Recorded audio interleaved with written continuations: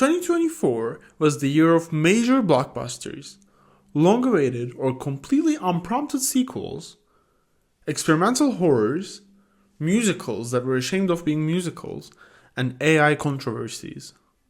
It was a big year for international features and an even bigger year for animated films.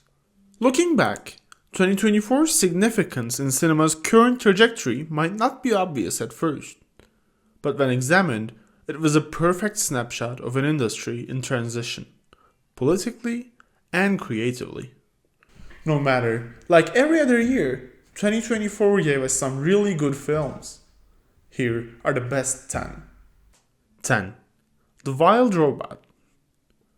Every now and then, a children's film comes around and hits me so hard and directly in the heart that I just have to include it in the year-end list. The Wild Robot is that film. The Wild Robot is a smart, fresh, funny and beautifully animated film that just hits all the right buttons. The film follows Roz, a robot who got lost in the forest and ends up having to raise a gosling with some help from a scheming fox. Resembling a modern fable by La Fontaine, The Wild Robot is a heartwarming story on motherhood filled with earnest moments, a euphoric score, and some shockingly good voice acting. Suddenly I'm thinking I should maybe just stay with you guys this winter. Nope. With a simple story filled with themes of diversity, environmentalism, and simply just growing up, it's hard not to feel like I'm watching WALL-E for the first time again. I certainly believe this will leave a similar impact on kids now to what WALL-E did for us back then. And I believe even pronouncing these movies in the same breath is the biggest endorsement I can give to The Wild Robot. 9. The Substance. I'm not a big fan of body horror, and maybe the fact that The Substance is somewhat watered down in terms of its horror elements helps with that. But The Substance is a brilliantly crafted film with incredible performances and stunning cinematography. The film's smart premise offers its main character the chance to be young again, the chance to be a better version of themselves, every other week. The premise obviously births a really strong character drama, with very haunting moments and themes. However, I believe the simple plot, although making for an enjoyable film, is undermined by the grandeur of the premise, and it feels to me like the film loses momentum under the weight of other potential storylines, especially towards its climax. Nonetheless, The Substance is a fantastic horror drama on aging, misogyny, fame, and social expectations that deserves a place on this list. 8. We Live in Time. We Live in Time doesn't exactly have a unique or even necessarily interesting premise. It's just a film about love and terminal illness, very love story-esque. We Live in Time is made unique through its memorable characters, its subtle dialogue, and most importantly, its non-linear storyline. With perfect editing and pace, the film doesn't feel like it's out of sync or out of time because of the 3 moments of the story we keep visiting. In fact, it feels lived in time. Everything that happens in this film happens after the fact. It's all simply a remembrance, because that's how life is lived. The current moment is nothing but an involuntary reminiscence of past contexts and characters. This makes the whole film feel like actual grief and loss, and the memories that come with it. Also, through its unique story told in time, We Live in Time very firmly poses a question. Does knowing death will happen help cope with it? Can you ever get ready for it? With stellar performances from Andrew Garfield and Florence Pugh, and with Payne's perfect script, We Live in Time definitely deserves its place on the list. Before continuing with the list, I want to talk about 2 films that I haven't had the chance to check out, no matter how much I wanted to. Queer is yet another incredibly stylish film by Luca Guadagnino, and his second release of the year. The film follows Daniel Craig's Lee as a lonely American man in the streets of Mexico City, who happens to find some semblance of love in Drew Starkey's Eugene. The film received huge praise, especially in terms of its performances. I was planning on seeing Queer in November as part of the lineup for MovieFest Istanbul, but the soiree was cancelled through government intervention. Mubi admirably protested the ban and decided to cancel the festival entirely, publishing a strong statement against censorship. I'm Still Here is a compelling portrayal of Eunice Paiva's relentless quest to uncover her husband's fate during Brazil's military dictatorship. Directed by Walter Salles, the film has garnered critical acclaim, including 3 Oscar nominations. However, Sony's decision to delay its international release until after the Oscars has prevented many, including myself, from viewing it. This practice reflects a broader industry trend where studios prioritize awards over global accessibility, limiting the film's immediate cultural impact and restricting worldwide engagement with its themes. 7. His Three Daughters. His Three Daughters, while it does seem to be one, is not a film about grief in the slightest. The film follows 3 estranged sisters, played impeccably by Natasha Lyonne, Carrie Coon, and Elizabeth Olsen, who return home as their father nears the end of his life. Of course, a film with that plot has its fair share of opinions and depictions of grief. But His Three Daughters is a film about growing up, falling apart, and an assuming ruthlessness brought forth by adulthood. His Three Daughters is incredibly subtle. It's subtle with its acting, with its dialogue, with its clever use of time and space, and most importantly, it's subtle with its plot. The film runs on the assumptions you make about its characters. As we grow old and we fall apart, even those closest to us start to lose their benefits of the doubt. Tackling our own problems with adulthood, empathy loses priority, and self-preservation thrives. It becomes easier to fall apart than to tolerate and forgive. We assume we know everything. The 3 sisters and His Three Daughters are guilty of that same sin. Their falling apart happens because of assumptions and a lack of tolerance, and it mainly stays unspoken throughout the movie, but it's still felt in every bit of dialogue and gesture. The film uses the death of the father to bring its 3 main characters together, and then tells a story worthy of novels and thought pieces. It uses the characters' coping mechanisms, their mannerisms, and their usually unrelated dialogue to tell this story. After dipping us into this environment of unfelt tension, it reaches climax in what I think is the best way possible to end the film. His Three Daughters hits hard and cuts deep. I genuinely believe it's a must-watch for every adult. 6. Flow. How much dialogue do you need to create well-defined characters? How much more do you need to write a compelling story full of tension and love? Turns out, the answer is none. Zilba Lotus's Flow is definitely not the first modern movie without dialogue, but it's almost certainly the one with the most fleshed out and interesting characters. Flow follows a cat that I've been calling Flo since the first 30 seconds of the film, trying to survive a flood in a weird post-humanity world. Flo comes across a variety of animals, namely a golden retriever, a lemur, a capybara, and a secretary bird, and they become a sort of found family a la Brothers Grimm. Flo's lack of dialogue doesn't hold it back emotionally though. In fact, it takes advantage of it. Every character has a kind of depth that's missing in lots of modern animated features with dialogue. And I can't tell you how anxious I was every single time that little cat fell into the water. Yes, each of the 10 times. Dialogue is not the only thing missing in Flow though. From moments of ancient magic and giant cat statues to the humanity-shaped hole in its landscape, Flow offers no explanation for the complex world it builds, and it works perfectly. The characters don't understand what's going on with the world, and we don't get to either. The entire film becomes almost a vibe. It's hard not to speculate about underlying themes of climate change, but unestablished, that also becomes part of the vibe. As the final scene points out, it's something bigger than ourselves. Like life, it's simply a current that we must flow with. 5. La Chimera. As a film, the best way to describe La Chimera is haunted. The entire film is haunted by loss, by the past, by the could have been. And Josh O'Connor's Arthur takes his share of this suspiciously woman-shaped hole directly in the middle of the film. La Chimera follows Arthur, British archaeologist turned Italian grave robber. And as Arthur wanders through Tuscany with his ragtag found family, every look and every word uttered has the slight but unmistakable shadow of loss.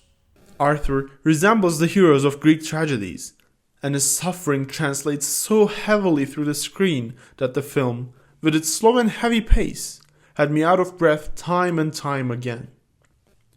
Carol Duarte's Italia acts as infinitely more than a new love interest, and she shapes to be a new connection to life itself for Arthur, which he repeatedly denies himself. La Chimera has so much to say about art, about love, about death and loss and grief, but it never says anything. It's lifelike. It's only felt and never truly understood. 4. Nosferatu.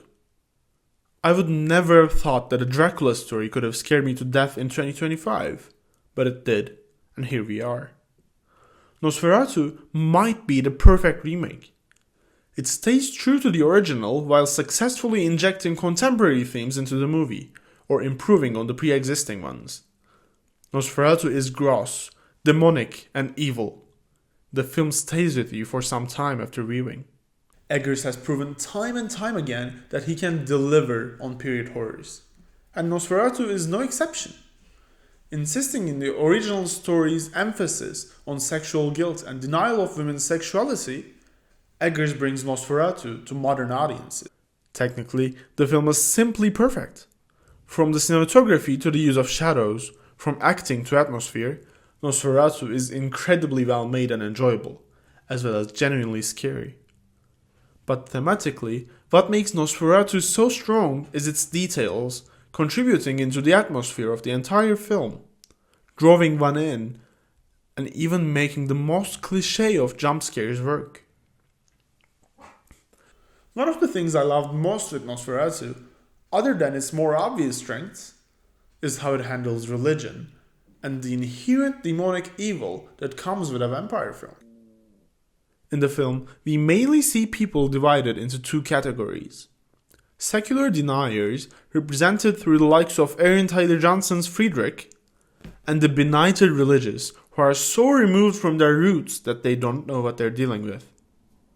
Eggers, quite expectedly, shows us a third branch though. First in Transylvania through the Roma beliefs and traditions, and then through Defoe's Professor von Franz. This third religion is far from modern iterations of Christianity, and is much more folkloric, ugly, demonic, and pagan. Eggers' depiction of a society so far removed from the evils it once faced, being decimated by those ancient horrors, is extremely frightening and interesting. Adding in the fact that the film carries undertones of some social injustices that are rather modern, like class divisions or misogyny, it almost feels like Eggers summons this primal evil and casts it upon us. Performance-wise, every single actor gives the film their best, and it shows. Lily Rose Depp comes to life as Ellen. Holt, Taylor-Johnson, and Dafoe fade into the period perfectly and deliver amazing performances. And Skarsgård disappears into Count Orlok. Nosferatu makes a strong case to be the best horror film of the century. Before moving forward with the top 3, here are some honorable mentions. Longlegs was one of the first contenders for this list before I finally decided to leave it in the mentions. It's not exactly groundbreaking, and Longlegs' use of negative space and silence to create horror loses its magic after a few times. But still, Longlegs stands as one of the best horror movies I've seen in 2024. The villain is unique and frightening, the script is well paced and truly helps the horror sink in, and the film is incredibly well shot and atmospheric. Longlegs was genuinely scary and enjoyable, and could have easily made the list another year. A Real Pain is one of the best movies I've seen this year, and it could have seriously gone on the list instead of being on the mentions list, but here we are. The film follows two polar opposite cousins, played by Jesse Eisenberg and Kieran Culkin, on a trip to Poland as per their grandmother's final wish to have them see the concentration camp she survived. The duo joins a Holocaust tour with a unique group of people, and with every scene spark discussions on suffering. How do you feel and process pain? Which pain is more important than others?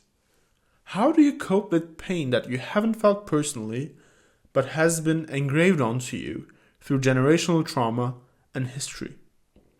Eisenberg writes and directs this funny and absurd feature into a film that generates a mind-breaking amount of follow-up questions and thoughts, and both him and Culkin shine as their respective characters. It took me a rewatch to be able to actually appreciate I Saw the TV Glow. It's a difficult film.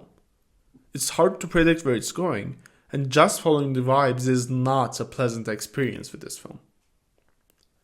Once I knew where we were going, I decided I needed to rewatch the film, and boy did its beats hit this time. I Saw the TV Glow is an anti-coming-of-age story. It is a haunting expression of never self-actualizing, of self-hatred, of denying yourself the chance to be you, to live a better life, to the point of not living anything meaningful anymore. It's a catastrophic expression of the trans experience. More specifically, a person who never broke out of their egg. They saw the TV glow once, and they'll keep seeing it time and time again throughout their lives, and that glow will haunt them. The life that could have been lived, the person they could have been, will never stop showing up every once in a while, and that is terrifying. 3. Challengers. I've never, and I mean never, seen a movie that had me sitting on the edge of my seat for as long as Challengers has. Challengers is the perfect love triangle told in the format of a tennis match? From beginning to end, Challengers is tense, fast, energetic, and powerful. Guadagnino seizes every opportunity to structure the entire film like a tennis match, with the incredible techno beats of Trent Reznor and Atticus Ross, with its fluid and rapid editing that keeps going back and forth, and even with the structure of its non-linear script, pacing the story into the sets of a best-of-3 tennis match that we keep circling back to. The trio of the ambitious and structured Tashi, the talented Mass Patrick, and the love-struck Full Art work perfectly as a love triangle throughout the movie. While watching, you try to put the blame of this catastrophic trio onto one of the characters, and it keeps shifting every 5 minutes. The truth is, all three are miserable, and none are as happy as they were when they were all together for that one night at the hotel. None of the couples work. Something always stays missing. It's only the trio that works.